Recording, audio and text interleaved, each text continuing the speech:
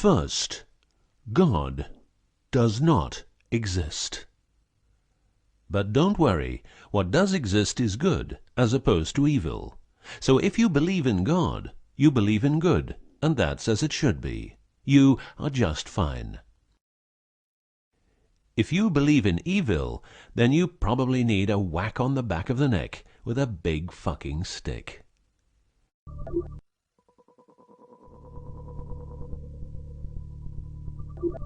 Around 5000 BC, we, Homo sapiens, were genetically modified by space aliens.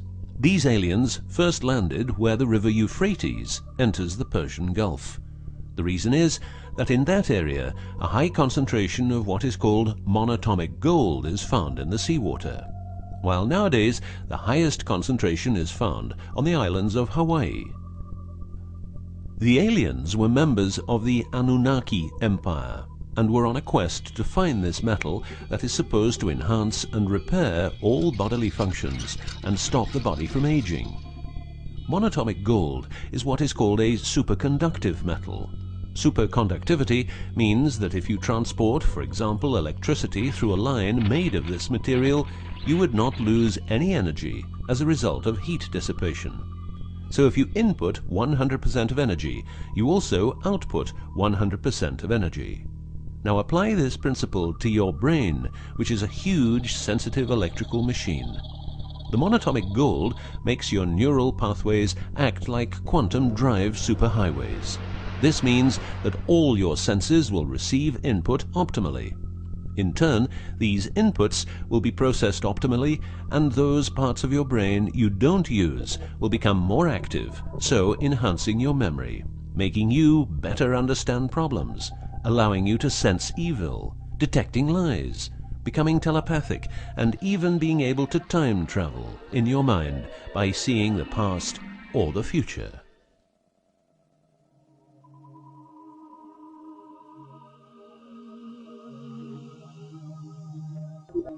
So the Anunnaki, which is the name of the empire which includes races like the Saurian, or as they are called the Reptoids, the Argarians, or Nordics, because of their human looks, and the Greys from Zeta Reticula, were looking for monatomic gold.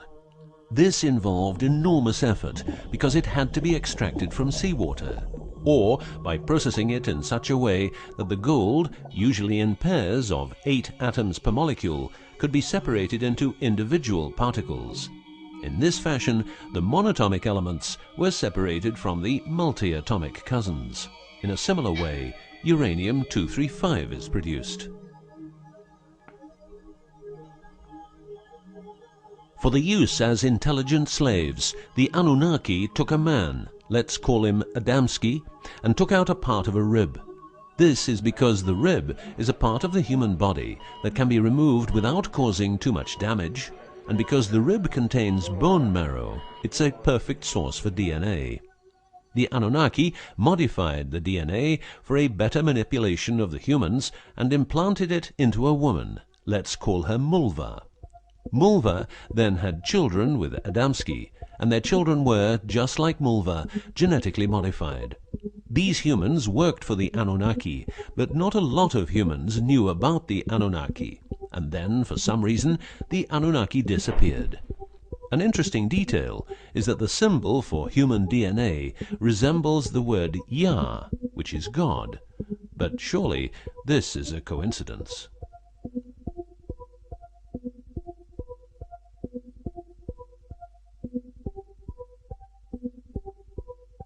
Now, some humans received part of the knowledge of the Anunnaki.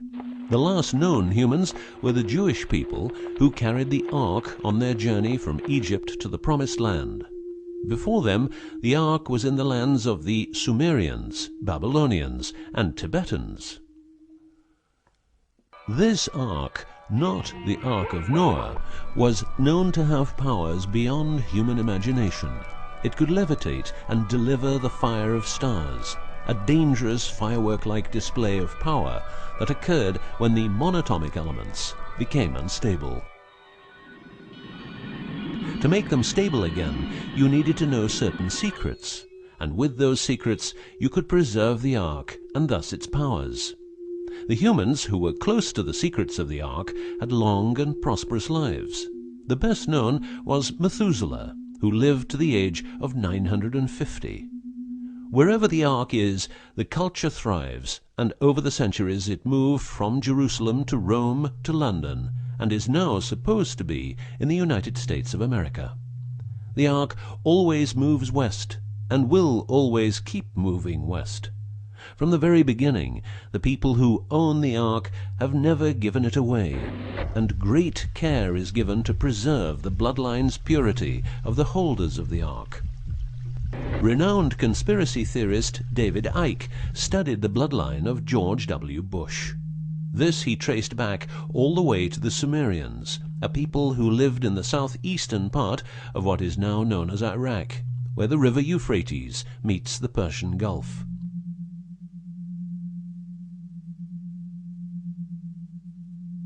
The secrets of the elements of the Ark, scientifically known as orms, orbitally rearranged monatomic elements, are nowadays hidden by secret societies that have control over society worldwide. The word orm is the same as the Hebrew word which means the tree of life. Orms consist of 8 metals. These 8 metals are ruthenium, rhodium, palladium, and silver, known as the light platinum group, and osmium, iridium, platinum, and gold, known as the heavy platinum group. Gestation of these metals in monatomic form prolongs life and enhances and repairs bodily functions.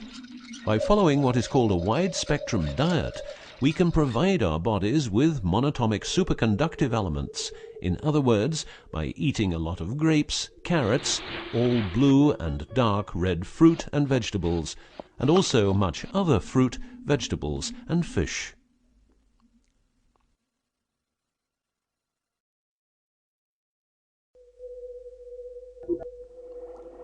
There are countless fragments of footage shot by both Russian and American astronauts, which show the vast number of lights that seem to be attracted by releases of electromagnetic energies by both the Earth and man-made objects such as satellites. In Building 8 of the Johnson Space Center in Texas, the USA, high-resolution pictures taken by satellites are photoshopped each day to remove proof of aliens. In the film The Secret NASA Transmissions, the footage, it becomes clear that astronauts have grown accustomed to these strange anomalies, and that even in 2000, an unprecedented cooperation between NASA, the Russian Space Agency, and a committee of UFO experts was formed to share knowledge on this subject. To better understand this whole story, a few revelations are in place. Everything vibrates because atoms vibrate, and that is because the subatomic particles are in harmonic resonance, a fancy word for vibration and keeping themselves in equilibrium. Gravity is vibration generated by the presence of mass, and it can be neutralized by altering the harmonic resonance of the gravitational field. In other words, if you generate vibrations, you can alter gravity, and with superconductive materials, the amount of energy needed for generating the vibrations is greatly reduced. A practical example of reducing one vibration with other vibrations is the use of anti-sound. If you instantaneously produce the exact opposite waveform that comes towards you in the form of sound, the sound will cease to exist. This is called destructive interference. One of the forms of creating anti-gravity is called auditive levitation, a method used by Tibetan monks to elevate rocks over 250 meters high and 250 meters distance. By arranging drums and trumpets extremely precisely, together with some 100 men chanting, all arranged in a precise manner, the monks, after about 5 minutes, could levitate a rock weighing a ton and place it exactly where they wanted it. Theorists around the world theorize that huge monuments like those of the Egyptians and Mayan people were built this way. Other examples of anti-gravity we find in the vast amount of UFO sightings. These UFO sightings are actually experiments run by governments in their search for anti-gravity propulsion. So, if the technique is known, why don't we all transport using anti-gravity propulsion? For each year of technological advance, the military advances 44 years. All science is merely a means to an end. The means is knowledge. The end is control. Who will be the beneficiary? What do they want? What they want is control. The establishment of a global economy which is totally predictable and can be manipulated in every sense. Ein Volk, ein Reich, ein Führer. What I am saying is that the vast majority of people is being controlled by the established upper class. I know this is like the plot of a bad movie, but stay with me for a minute. Anti-gravity exists. The ability for everyone to be a genius exists. Aliens exist, and much more efficient ways of producing energy exist. For example, the mighty engine, which produces the same amount of energy as a normal engine, but only using 5% of the fuel a normal engine uses. Or the PAP engine, which without fuel, only driven by the power of zero-point energy and a small amount of noble gases, can deliver 500 horsepower for a period of 10 years. Or the Maternita machine of the Maternita commune, which has delivered 3 to 4 kilowatts out of thin air for the last 20 years. What would be the consequences for the upper class if they lose their monopolistic knowledge? What would happen to them if people would know about the secrets they're holding for us? If I don't need any more gasoline, what would happen? If I don't need any more electricity or gas, what would happen? If I don't need any more medicines from the pharmaceutical industry, what would happen? In order to ensure their powers, the upper class, some call them the Illuminati, handles a strict agenda. The agenda has the aim to prepare the world for world domination, beginning in the US and Europe. According to conspiracy theorists around the world, this is what they are doing as preparation. By the way, these people are extremely smart and fanatic, extremely rich, and they have tried it before. Then they were called the Nazis.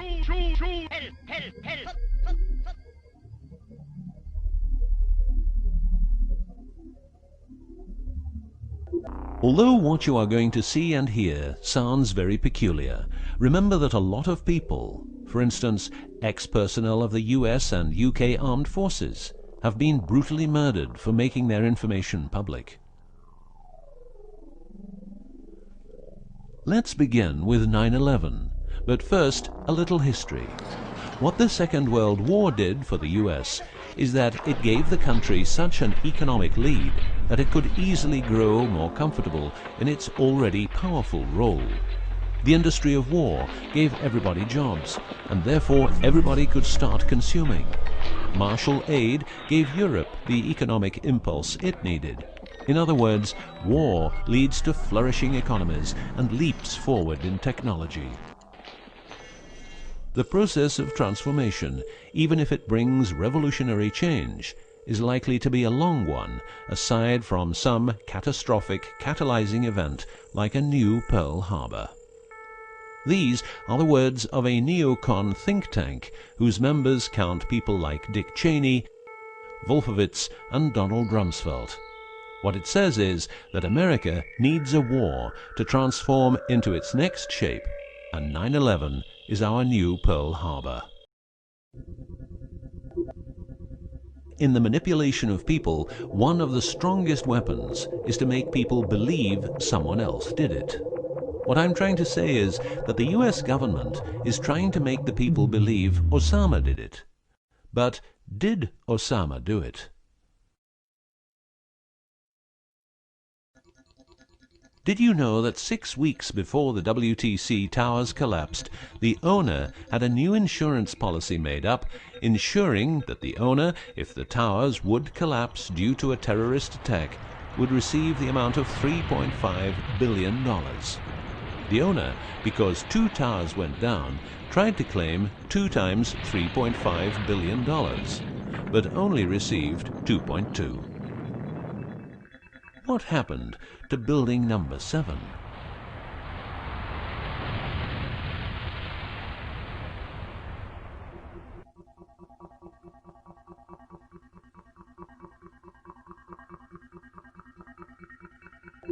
In order to control people who can be a hazard to the bad guys have control of a number of tools.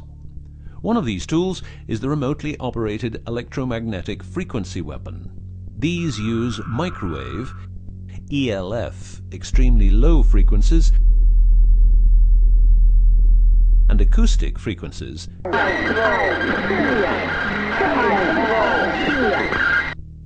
to covertly attack and harass innocent citizens.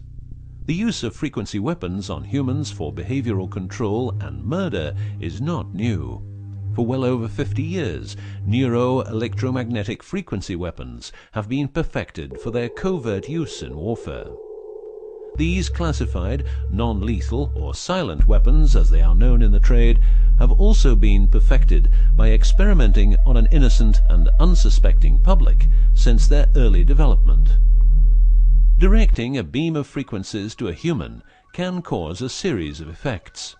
A well-known effect is ELFs causing nausea, headaches, wild racing heart without cause, sudden violent itching in different parts of the body.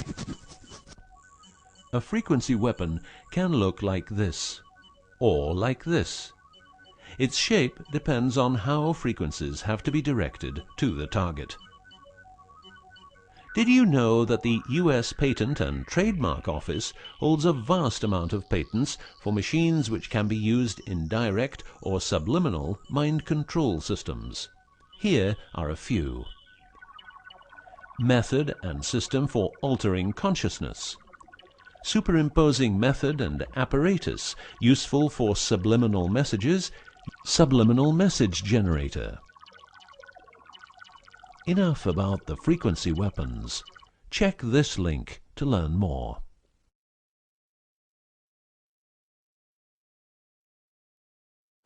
You will realize that to control people, you have to know what they are communicating.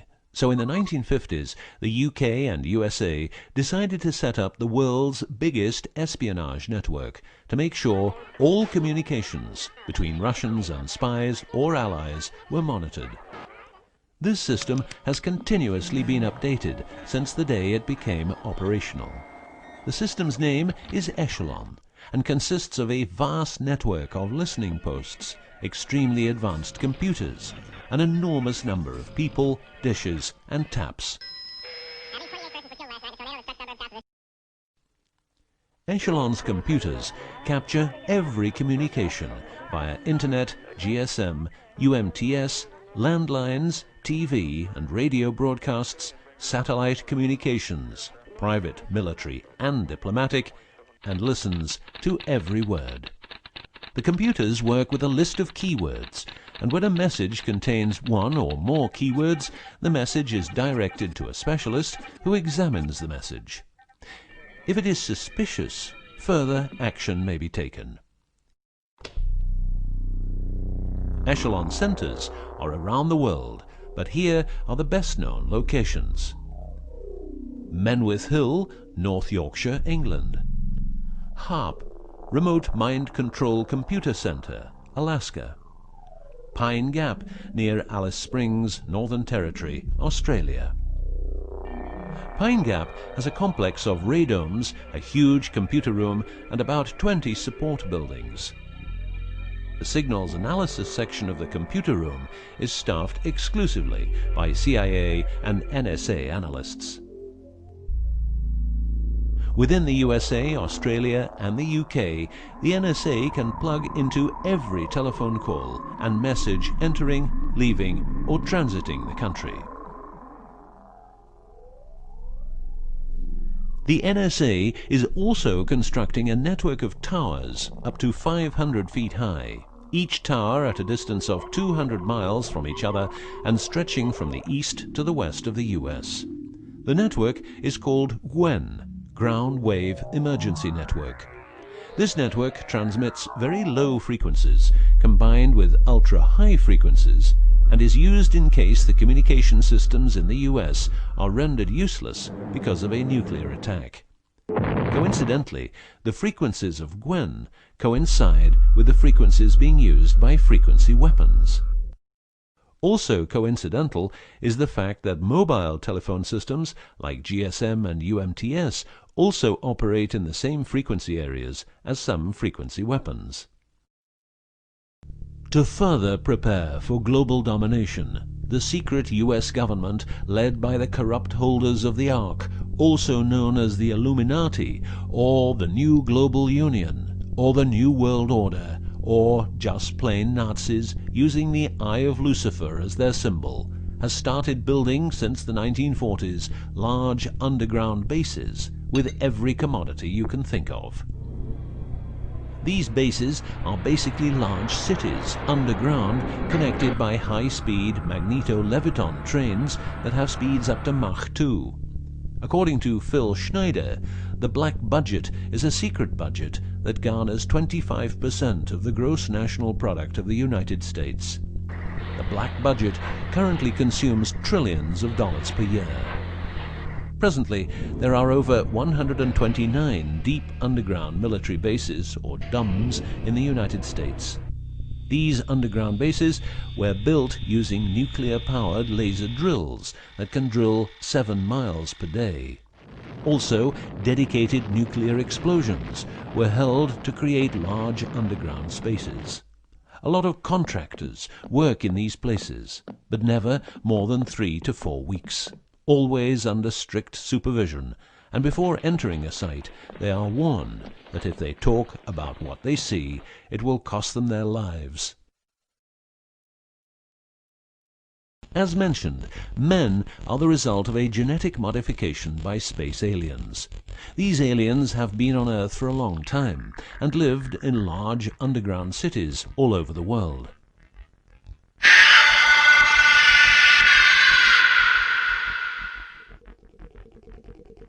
Collaboration with modern governments began as early as 1933 with the Bavarian Illuminati and Thule secret societies, and this collaboration was brought into America via the CIA, which was established with the help of American Nazi agents as well as European Nazis who were brought into America through Project Paperclip and other operations. It was agreed that the aliens and the upper-class secret government would help each other, as agreed in the 1954 Greada Treaty. By 1979, the aliens didn't respect the treaty at all, and it was in this year when, at Dulce Air Force Base, a huge underground base was being built, and during excavation, an underground alien city was discovered. There are several species of aliens working with the US at the Underground 7 level facility at the Alien US Government Biogenetic Research Base in Dulce, New Mexico. The reason they help the US government is because the aliens need space here on Earth for conducting experiments on humans and storing humans in suspended states for reasons unknown. In exchange, the aliens give the US government technology. Examples of these technologies are stealth aircraft, anti-gravity propulsion, genetic research, quantum technologies, computer technology, biological warfare, medicine, GSM, etc. The greatest weapon the devil has is the disbelief people have in him. The devil represents evil, and those who want to dominate are the evil ones because they keep their knowledge from saving lives and improving the world. Instead, the evil ones will make the people more docile and stupid, using more tricks in order to achieve their goal, which is world and universal domination. The story of the aliens seems so unreal that, like the devil, it is subject to ignorance and ridicule, and that is its greatest weapon. In the past and present, the evil ones have tried a number of methods and products to manipulate people. AIDS, invented by a laboratory in Chicago, Illinois in 1972. It was a biological weapon to be used against the people of the United States. Second, the US government has a Tesla device to generate earthquakes. NASA only landed on the moon once. Almost 90% of drugs trafficking is organized by the biggest secret services in the world, like CIA, NSA, MI5, MI6, and so on. Since the US is in Afghanistan, poppy production has reached an all-time high, and never has there been so much heroin on the market. People who don't need drugs needn't worry. Their needs are covered by the pharmaceutical industry. The global warming story is a hoax. The Earth is warming up, but not as a result of CO2 produced by man, but because the cycle of the Earth is just like it is. Remember that 10,000 years ago, the whole northern part of the world was covered in ice. It's what we call an ice age.